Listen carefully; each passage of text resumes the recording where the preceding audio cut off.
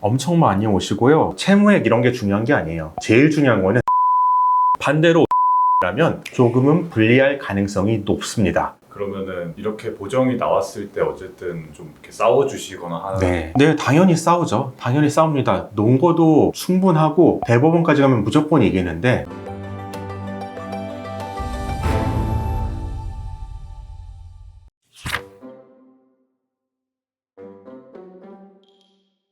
개인회생 관련해서 항상 이제 가장 뜨거운 이슈가 되는 게 코인, 주식 뭐 이런 거잖아요. 그렇죠. 네. 요즘도 엄청 많이들 오시죠. 엄청 많이 오시고요. 이런 게 있어요. 약간 증시가 널뛰기 할 때마다, 코인이 널뛰기 할 때마다 이로 인해 찾아오시는 분이 또 많아집니다. 최근에도 많이 오시고 예전에 오신 분들은 최근에 또 개시 결정을 받기도 하셨는데, 코인 주식 투자로 인해서 개인회생을 고려하시고 있는 분들은 꼭 알아야 할 사항에 대해서 한번 정리해 볼 필요가 있다고 느껴서 오늘 영상을 준비를 했습니다. 제일 먼저 이분들한테 중요한 거는 채무액 이런 게 중요한 게 아니에요. 제일 중요한 거는 내 관할 법원이 어디냐, 이게 제일 중요합니다. 내 관할 법원이 회생법원 관할인지 아니면 지방법원 관할인지. 회생법원이라고 하면 서울회생법원, 그리고 수원회생법원, 그리고 부산회생법원, 이 관할 안에 있으시다면 잘 된 거예요. 반대로 이 관할이 아닌 지방법원이라면 조금은 불리할 가능성이 높습니다. 어떻게 차이가 있는지 제가 설명을 드릴게요. 똑같은 사람으로 가정을 할게요. 1억의 채무가 있고 5천만 원의 코인 투자 손실금이 발생을 했습니다. 이 사람의 월 가용소득은 100만 원이에요. 가용소득이라는 거는 내 월급에서 생계비를 빼고 남는 거니까 월급은 대략 244만 원 정도 될 거예요. 이 사람 같은 경우에는 만약에 서울에 살고 있다면 원칙에 따라서 36개월 동안 3,600만 원만 갚고 나머지 64%는 탕감을 받게 됩니다. 하지만 이 사람이 만약 광주에 살고 있다면 똑같은 조건 하에 최소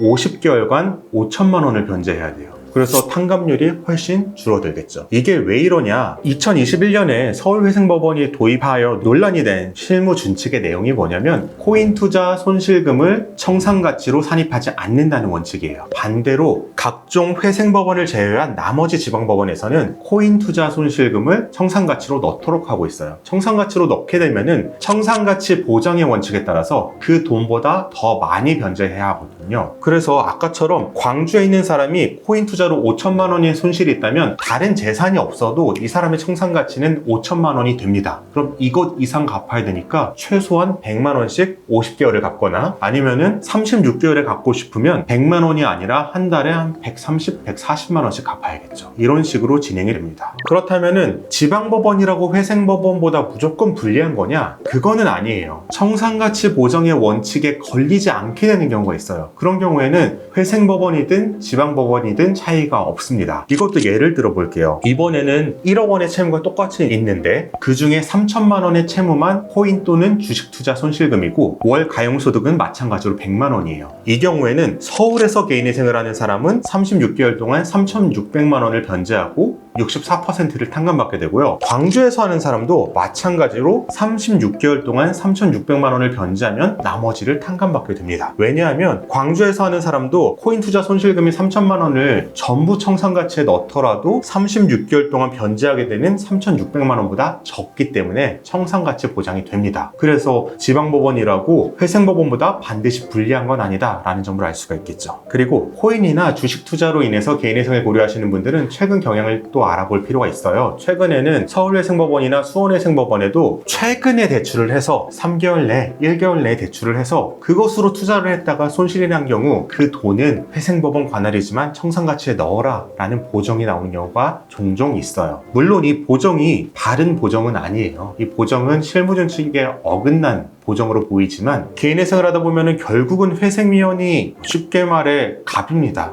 회생위원이 하라고 하면은 그대로 처리해야지 빨리 진행이 될 수 있고 내가 조금 천천히 진행돼도 감수하겠다 그러면 다툴 수는 있어요. 하지만 회생법원에서도 최근 채무로 인한 코인 투자 손실금에 대해서는 청산가치로 넣으라는 보정이 종종 나오고 있다. 이 점은 기억을 해두시는 게 좋을 것 같습니다.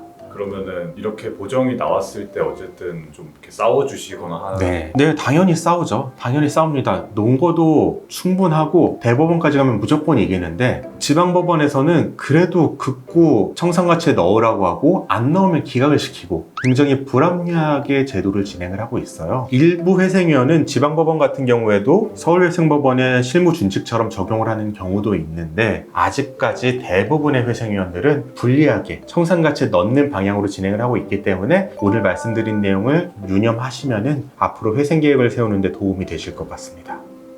영상 끝까지 시청해 주시고 구독과 좋아요, 알림 설정, 댓글 부탁드립니다. 댓글 남겨주신 분께 추첨을 통해서 이 책을 보내드리고 있으니 자세한 참여 방법은 고정 댓글을 참고해 주세요.